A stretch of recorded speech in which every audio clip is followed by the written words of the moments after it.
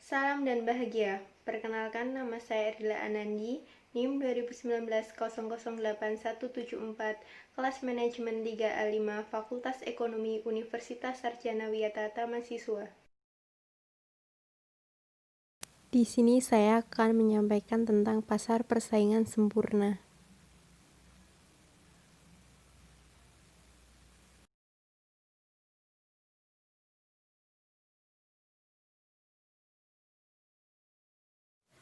Pasar persaingan sempurna.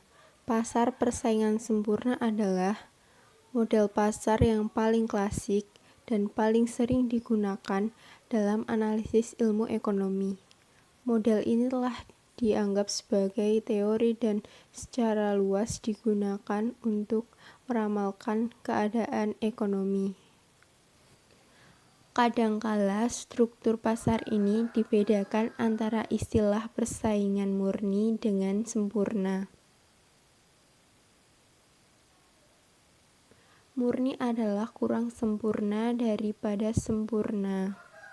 Edward H. Chamberlain 1933 mendefinisikan persaingan murni sebagai persaingan yang bersih dari elemen-elemen monopolis.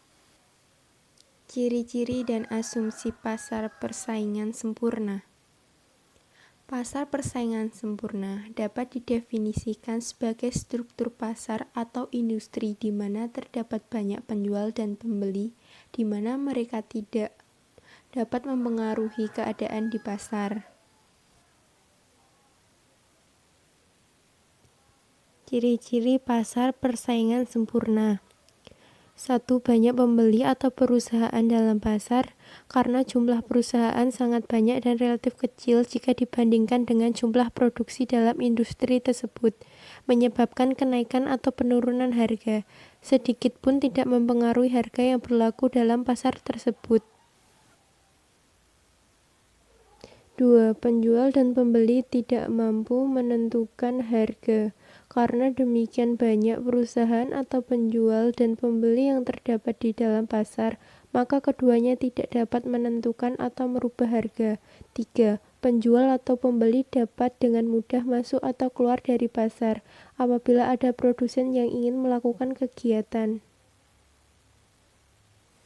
Di suatu industri dalam struktur pasar persaingan sempurna, produsen dengan mudah melakukan kegiatan tersebut. 4. Setiap produsen atau perusahaan atau penjualan menghasilkan atau menjual barang yang sama atau yang disebut homogen. 5.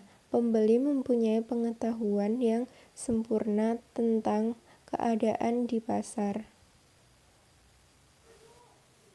Asumsi-asumsi suatu struktur pasar persaingan sempurna. 1. Terdapat sangat banyak penjual dan pembeli. 2. Produk yang dihasilkan oleh para produsen adalah homogen. 3. Setiap produsen adalah pengembalian harga. 4. Perusahaan bebas masuk dan keluar pasar. 5. Maksimasi profit atau keuntungan. Tujuan dari semua perusahaan adalah memaksimumkan keuntungan. 6. Tidak ada regulasi dari pemerintah. Tidak ada intervensi pemerintah di dalam pasar.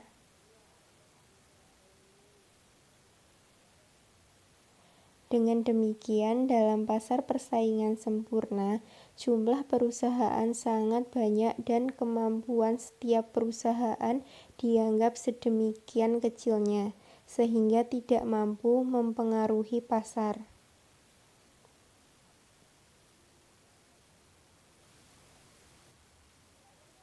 Pada pasar ini, kekuatan permintaan dan kekuatan penawaran dapat bergerak secara leluasa. Harga yang terbentuk benar-benar mencerminkan keinginan produsen dan konsumen.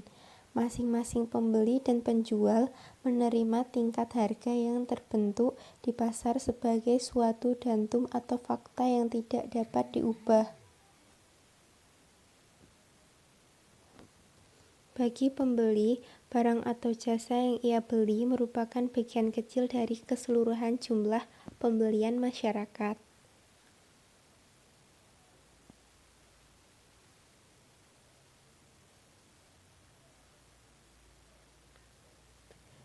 Demikian juga bagi penjual.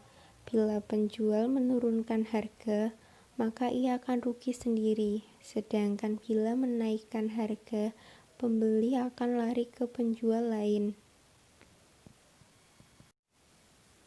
Berdasarkan asumsi-asumsi tadi, maka dapat dilakukan analisis ekuilibrium atau keseimbangan produsen atau perusahaan di dalam jangka pendek dan jangka panjang. Ekuilibrium produsen dicapai pada saat perusahaannya mencapai keuntungan maksimum. Ekuilibrium pasar atau industri dicapai apabila A. Semua perusahaan dalam posisi ekuilibrium dan B. Jumlah produk semua perusahaan tersebut sama dengan jumlah permintaan semua konsumen.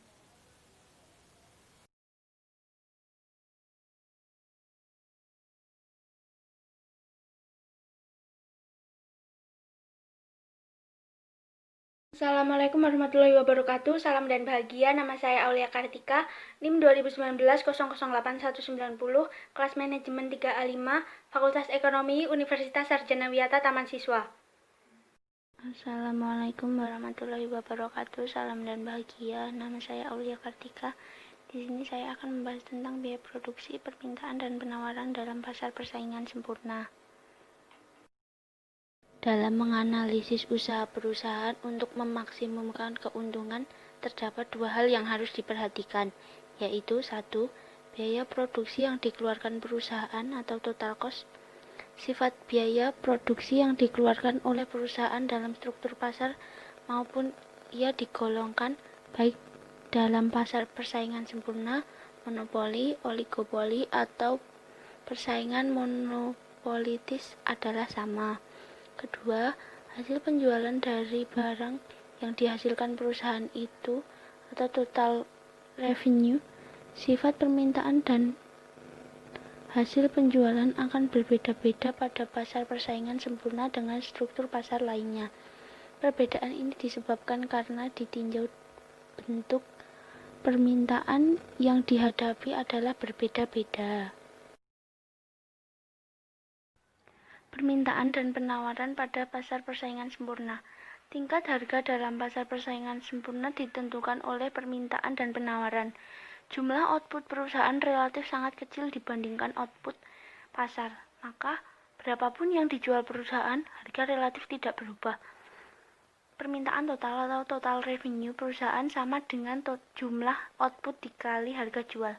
Karena ketidakmampuan penjual dan pembeli dalam mempengaruhi harga atau price takers, maka harga secara otomatis telah ditentukan atau given oleh pasar. Dengan demikian, permintaan rata-rata atau average revenue dan permintaan marginal atau marginal revenue adalah sama dengan harga. Pada gambar, pada kurva A, industri menunjukkan tingkat harga dalam pasar persaingan sempurna ditentukan oleh permintaan dan penawaran. Pada kurva B, perusahaan menunjukkan bahwa output perusahaan relatif sangat kecil dibandingkan output pasar. Maka, berapapun yang dijual perusahaan, harganya relatif tidak berubah. Karena perusahaan individu bertindak sebagai price takers, maka kurva permintaan yang dihadapi oleh perusahaan berupa garis horizontal sebesar P. Kurva permintaan D sama dengan kurva permintaan rata-rata AR, sama dengan kurva permintaan marginal MR, dan sama dengan harga P. Kurva permintaan total berbentuk garis lurus dengan sudut kemiringan positif bergerak mulai dari titik 0,0.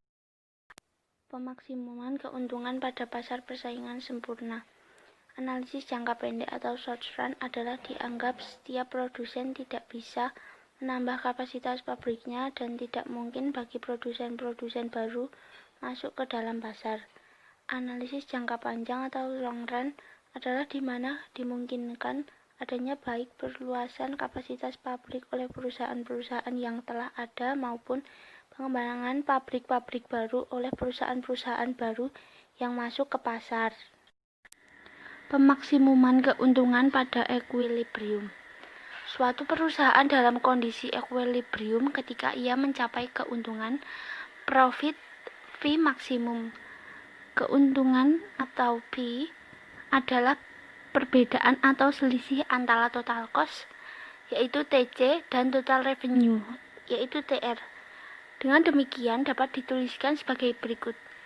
P sama dengan TR min TC. Seperti yang telah dibahas pada bab sebelumnya, bahwa ekuilibrium perusahaan dalam asumsi pasar pesaing sempurna secara grafis dapat ditunjukkan melalui dua pendekatan, yaitu 1. Menggunakan kurva TR dan TC, 2. Menggunakan kurva MR dan MC. Ekuilibrium perusahaan menggunakan kurva TR dan TC. Pada gambar tersebut digambarkan posisi ekuilibrium perusahaan dengan menggunakan kurva TR dan TC dalam pasar persaingan sempurna. Kurva TR adalah suatu garis lurus melalui origin yang menunjukkan bahwa harga output adalah konstan pada semua tingkat output. Produsen selalu menerima harga atau price takers dan dapat menjual setiap outputnya pada harga pasar yang berlaku dengan TR yang naik secara proporsional dengan volume penjualan. Slope kurva TR adalah marginal revenue atau MR. MR ini konstan dan sama dengan harga pasar, yaitu P, karena semua unit output dijual pada harga yang sama. Dengan demikian, secara matematis dapat dituliskan MR sama dengan AR sama dengan P sama dengan P ekuilibrium. Perusahaan mencapai keuntungan maksimum pada penjualan output ekuilibrium, di mana jarak vertikal antara kurva TR dan kurva TC saling melebar. Nama saya Adnan Satya Putra, NIM 2019 008 187 kelompok 1 manajerial. Akan membacakan slide yang ke-23 sampai yang ke-27 berikut ini. Mulai dari slide 23. 2. Adanya kebebasan untuk membeli cost. Di dalam pasar yang bebas seperti yang terjadi pada struktur pasar persaingan sempurna, tidak seorang pun mempunyai kekuasaan dalam menentukan harga, jumlah produksi, dan jenis barang yang diproduksikan. Begitu pula dalam menentukan bagaimana faktor-faktor produksi digunakan dalam masyarakat. Efisiensilah yang menjadi faktor yang menentukan pengalokasikannya. Dengan adanya kebebasan untuk memproduksikan berbagai jenis barang, maka masyarakat juga mempunyai pilihan yang lebih banyak terhadap barang-barang dan jasa-jasa yang diperlukan untuk memenuhi kebutuhannya.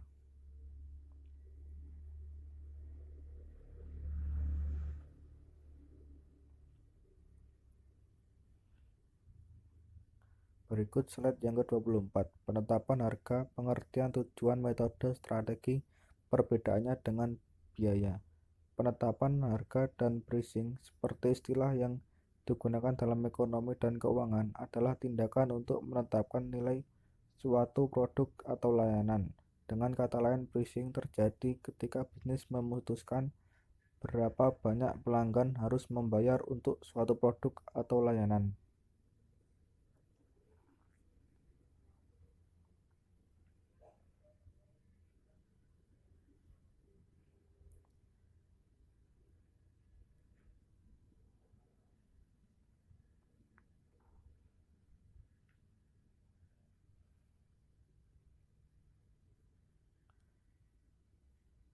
Berikut adalah slide ke-25. Pengertian penetapan harga. Penetapan harga adalah proses menetapkan nilai yang akan diterima produsen dalam pertukaran jasa atau barang. Metode pricing dilakukan untuk menyesuaikan biaya yang ditawarkan produsen yang sesuai dengan produsen dan pelanggan. pricing bergantung pada harga rata-rata perusahaan dan nilai yang dirasakan pembeli dari suatu barang dibandingkan dengan nilai yang dipersepsikan dari produk pesaing.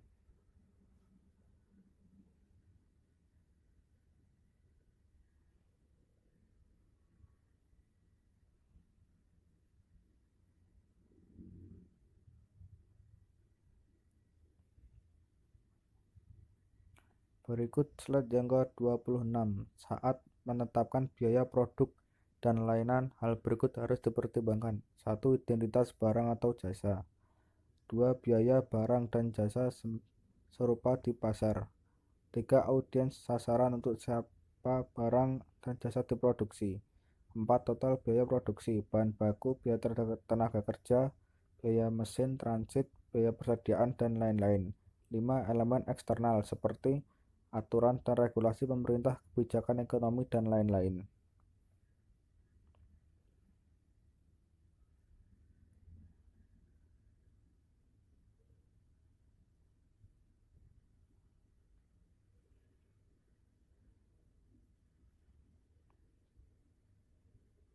Berikut adalah slide yang ke-27. Tujuan penetapan harga. Bertahan. Tujuan penetapan harga bagi perusahaan manapun adalah untuk menetapkan harga yang masuk akal bagi konsumen dan juga agar produsen dapat bertahan di pasar. Setiap perusahaan berada dalam bahaya tersisih dari pasar karena persaingan yang ketat, perubahan preferensi atau selera pelanggan. Oleh karena itu, saat memutuskan biaya produk, semua variabel dan biaya tetap harus dipertimbangkan. Setelah fase bertahan hidup selesai, perusahaan dapat mengupayakan keuntungan ekstra. Perkenalkan, nama saya Marianus Masangkur Bima, NIM 2015 008171. 2. Equilibrium perusahaan menggunakan kurva MR dan MC. Maksimisasi keuntungan atau profit yang dijelaskan juga menggunakan kriteria marginal revenue sama dengan marginal cost atau MR sama dengan MC. Karena MR untuk perusahaan pada pasar persaingan sempurna adalah P, maka output optimal dihasilkan jika P sama dengan MC.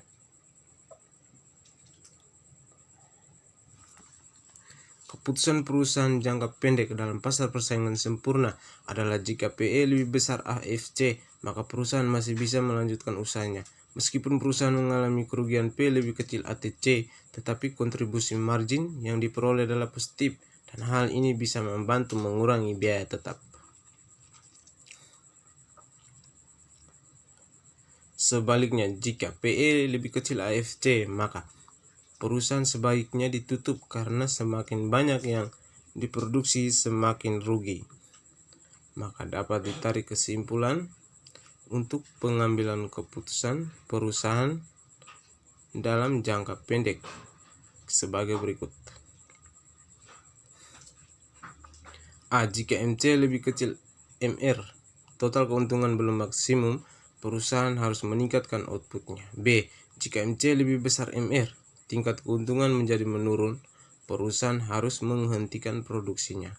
C. Jika MC sama dengan MR, tingkat keuntungan jangka pendek adalah maksimum. Karena itu, untuk perusahaan-perusahaan yang berada pada pasar persaingan sempurna, untuk memaksimumkan keuntungannya, mereka akan bekerja dengan melakukan peningkatan volume penjualan sebesar-besarnya. Kelebihan dan kelemahan struktur pasar persaingan sempurna. Karena kondisinya yang asumsi yang sempurna, di dalam struktur pasar persaingan sempurna akan selalu terwujud efisiensi. Efisiensi yang dikenal yaitu ada dua jenis, efisiensi produktif, efisiensi alokatif, yang akan dijelaskan sebagai berikut. Efisiensi produktif. Untuk mencapai efisiensi produktif harus dipenuhi dua syarat. Syarat yang pertama adalah untuk setiap tingkat produktif, biaya yang dikeluarkan adalah yang paling minimum. Untuk dihasilkan tingkat produktif berbagai gabungan faktor-faktor produksi, yang paling efisiensi adalah gabungan yang mengeluarkan biaya paling sedikit. Syarat yang kedua adalah industri secara keseluruhan harus memproduksi barang-barang pada biaya rata-rata yang paling rendah, yaitu pada waktu kurva AC mencapai titik yang paling rendah. B. Efisiensi alokatif alokasi. Sumber-sumber daya mencapai efisiensi yang maksimum apabila dipenuhi syarat sebagai berikut. Harga setiap barang sama dengan biaya marginal untuk memproduksi barang tersebut. Berarti untuk setiap kegiatan ekonomi, produksi harus terus dilakukan sehingga tercapai keadaan di mana harga sama dengan biaya marginal. Dengan cara ini, produksi berbagai macam barang dalam perekonomian akan memaksimumkan kesejahteraan masyarakat. Beberapa kebaikan dari pasar persaingan sempurna dibandingkan bentuk atau struktur pasar-pasar yang lain adalah: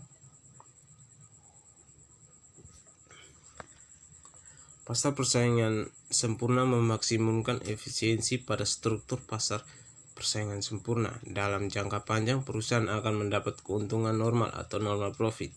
Keuntungan normal ini akan dicapai apabila biaya produksi adalah yang paling minimum.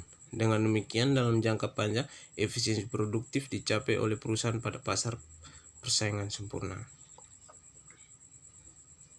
Selain itu, dalam persaingan sempurna, harga sama dengan hasil penjualan marginal. Dalam melakukan pemaksimuman keuntungan, syaratnya adalah hasil penjualan marginal sama dengan biaya marginal.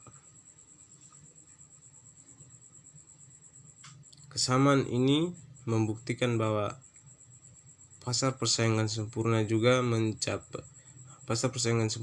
mencapai efisiensi alokatif. Dengan demikian, efisiensi produktif dan efisiensi alokatif dapat dicapai dalam pasar persaingan sempurna. Perkenalkan, nama saya Prilly Gopasya, NIM 2019-008-163. Saya dari kelompok 1 Ekonomi Manajerial.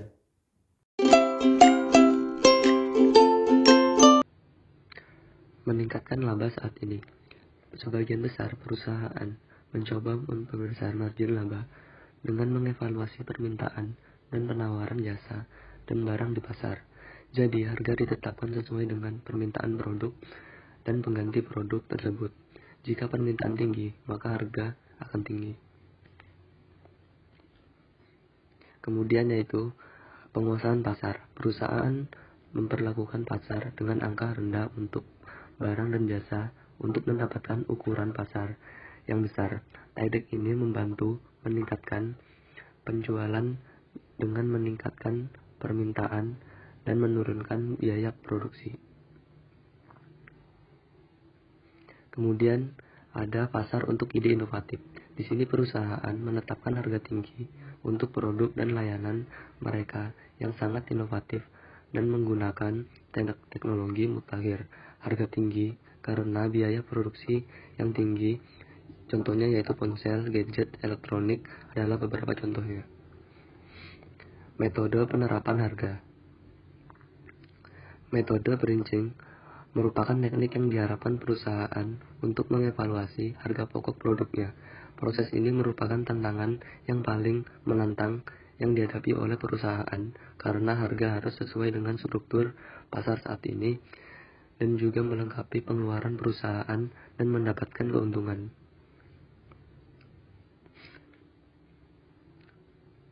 Kemudian yaitu jenis metode penetapan harga.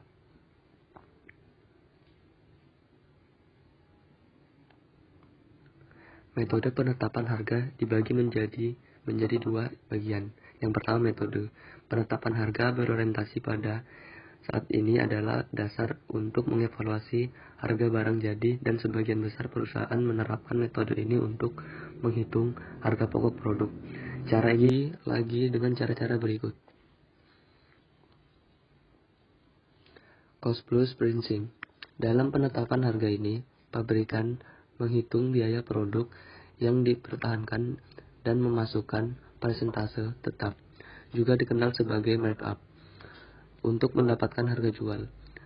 Peningkatan keuntungan dievaluasi pada biaya total, biaya yang ditetapkan yaitu variabel.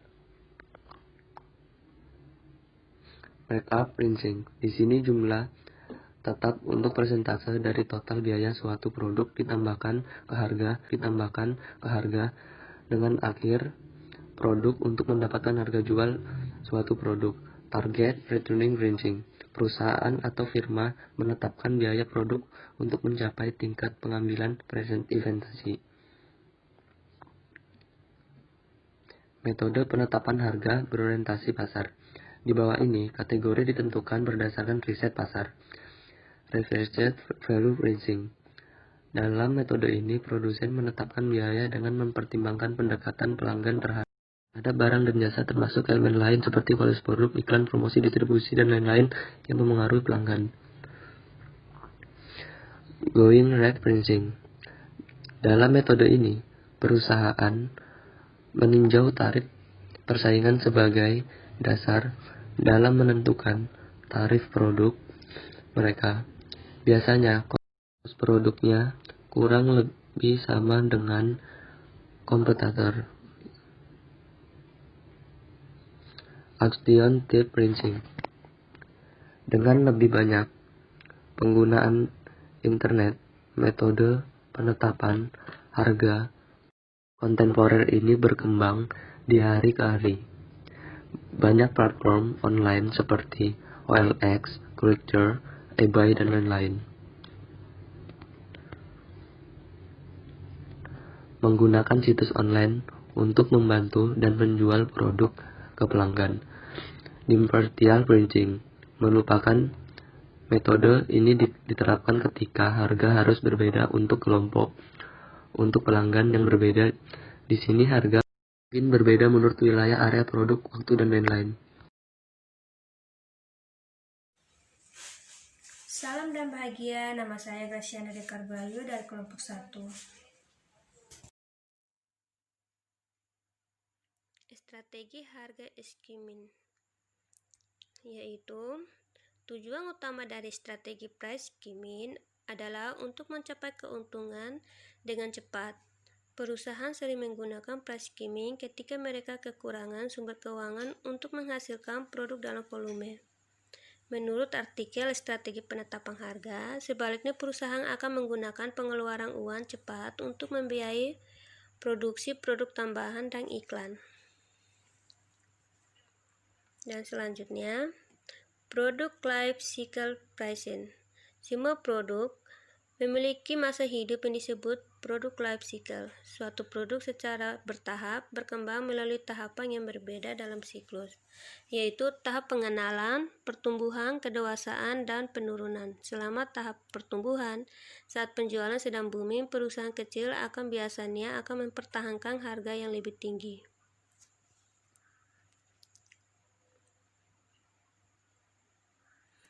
Misalnya, jika produk perusahaan unik atau berkualitas lebih tinggi daripada produk pesaing, pelanggan kemungkinan besar akan membayar harga yang lebih tinggi. Perusahaan yang memberi harga tinggi pada produknya dalam tahap pertumbuhan juga mungkin memiliki teknologi baru yang banyak diminati.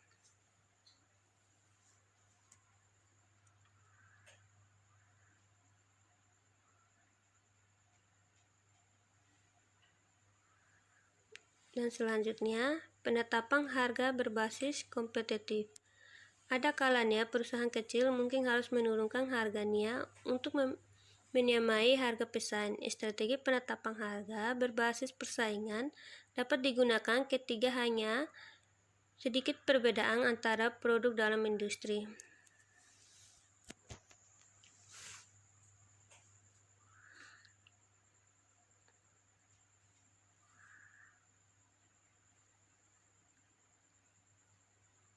Misalnya, ketika orang membeli piring kertas atau cangkir busa atau piknik, mereka sering berbelanja dengan harga terendah ketika diferensiasi produk minimal. Akibatnya, perusahaan kertas kecil mungkin perlu memberi harga produknya lebih rendah atau kehilangan potensi penjualan.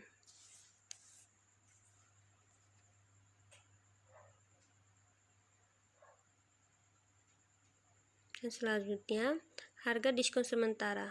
Perusahaan kecil juga dapat menggunakan diskon sementara, kupon diskon penjualan, pengurangan harga musiman, dan bahkan pembelian volume. Misalnya, produsen pemakaian kecil mungkin menawarkan penurunan harga musiman setelah liburan untuk mengurangi inventaris produk. Diskon volume mungkin termasuk promosi beli 2 gratis 1.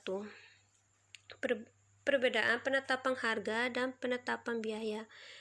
Penetapan harga, apa yang dibayar pelanggan untuk suatu produk atau layanan. Penetapan biaya, investasi dilakukan bisnis dengan barang menghasilkan penjualan. Selanjutnya, mungkin tidak terkait dengan produk atau layanan. Penetapan biaya itu terkait langsung dengan biaya investasi. Dan selanjutnya, biaya faktor yang menjadi pendapatan bisnis. Dan penetapan biaya itu faktor-faktor yang menjadi harga pokok penjualan bisnis. Dan selanjutnya, harga adalah harga yang dibayar pelanggan untuk produk atau layanan. Biaya adalah investasi penjualan dalam produk atau layanan yang kemudian dijual. Perbedaan antara harga dan biaya selalu bergantung pada konteks transaksi